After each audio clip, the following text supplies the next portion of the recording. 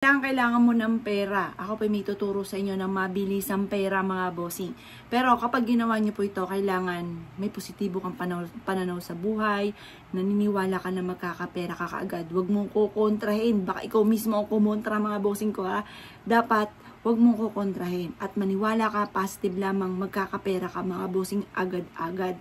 Ngayon pa mga bossing ko, simulan niyo po itong gawin mga bossing. Pero ang pinakamainam na araw, Tuesday at saka Friday. Pero kung busy ka sa mga ganyang araw, gawin mo to kahit anong araw, basta umaga ng mga bandang alas 7.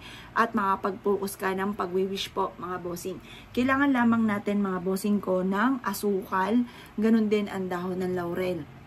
Tapos, kailangan meron kang uling. Magpaparikit po tayo mga bossing ko. Pag ikay nakapagparikit na, nakapagsindi ka na sa uling, magbudbud ka mga bossing ko ng asukal.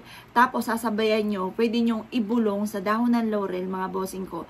Or kaya po, pwede nyo ring isulat. Depende ko ano pong gusto ninyo. Kung saan ka komportable, pwede nyo rin pong isulat at ibulong ang lahat ng mga nais ninyo. Halimbawa, magkaroon ka agad ako ng maraming pera.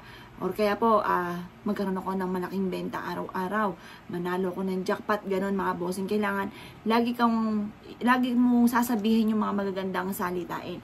Huwag kang gagamit na sana kasi ang ibig sabihin ng sana, alanganin pa po yan. Pwedeng mangyari, pwedeng hindi. Ngayon, kapag walang sana, direct to the point, naniniwala ka na mangyayari po yan. Kayo mismo ay maa-amaze sa dami-dami ng mga blessing na darating sa inyo matapos nyo po itong gawin.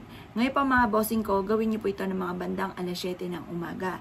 Pagkatapos, yun nga, pag nakapagparikit ka na at parang mixin din na po siya, budbudan nyo na, pasadahan nyo na kaagad ng budbud ng asukal. Pagkatapos, kapag po umuusok na po yan, doon nyo i-wish mga bossing ko yung dahon ng laurel. Pagkatapos, isasabay nyo rin po yan sa pagpapausok yung dahon ng laurel. Lagyan nyo pa ng mga ilang pa na mga durog na dahon ng laurel. Pagkatapos mga bossing, habang umuusok po ito, paulit-ulit mo binubukas sa bibig na magkakaroon ako ng maraming pera, magkakaroon ako ng maraming pera. Ganon mga bossing. Ngayon pa mga bossing ko, alas 7 ng umaga nyo ito gagawin. Nakaharap ka sa gawing silangan kung saan naliwanag ang sinag ng araw. Kahit nasa loob ka nga lang ng bahay, pwede na po yan. Kahit hindi ka na lumabas, baka may makakita pa sa inyo, kontrahin pa. Sikreto nyo na lang po yan. Basta sa tapat ng silangan kaharap ko sa naliwanag ang sinag ng araw. Pagkatapos, kapag po tapos ka na mag-wish, hayaan nyo na mawala na yung pinakasinde mga bossing ko ng uling. At pagkatapos, pwede nyo ilabas sa may main door kapag kami nausok pa. Pagkatapos mga bossing ko, yun, okay na po yun.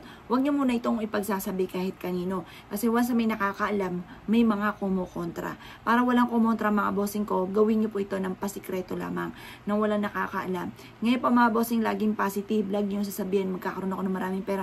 Kung ano yung hangarin ninyo, pangarap po ninyo, yung goal ninyo, i-mindset nyo po yan at sabihin nyo, magkakatotoo lahat ng aking mga pangarap. Ganon mga bossing. At kayo mismo may ma-amaze sa dami-dami ng mga blessing na darating sa buhay ninyo.